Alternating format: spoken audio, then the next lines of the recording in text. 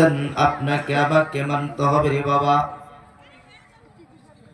রাসূল সাল্লাল্লাহু আলাইহি ওয়াসাল্লাম বলেন, যারা আজকে এই শীতের রজনীতে মাহফিলের প্যান্ডেলে বসে পড়ে গিয়েছে,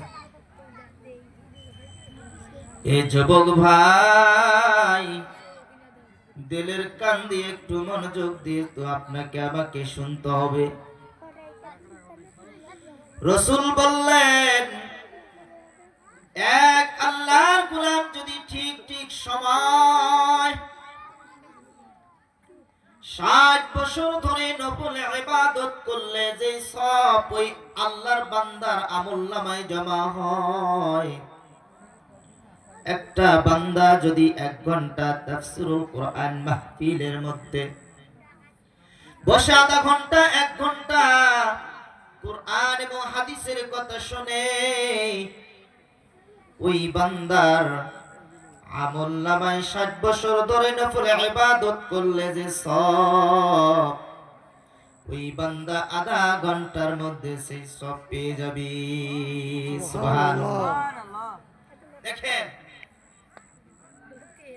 সুবহানাল্লাহ বললাম না? রাসূল সাল্লাল্লাহু আলাইহি ওয়াসাল্লাম বলেন, এ পয়গম্বর তুমি জানায়া দিন, ওই সমস্ত মুসলমান উম্মার কানে ওই কথাগুলো পৌঁছায়া দিয়ে দিন।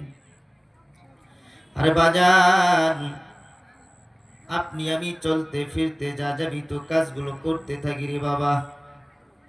রাসূল সাল্লাল্লাহু আলাইহি ওয়াসাল্লাম বলেছেন, যে বান্দাগুলো দুনিয়ায় বসে একবার সুবহানাল্লাহ বলবে, একবার সুবহানাল্লাহ বললে আল্লাহ রাসূল সাল্লাল্লাহু আলাইহি ওয়াসাল্লাম এবং আল্লাহ তাআলা বললেন, ওই বান্দার জন্য জান্নাতে একটা গাছ রকম হয়ে গেল। সুবহানাল্লাহ।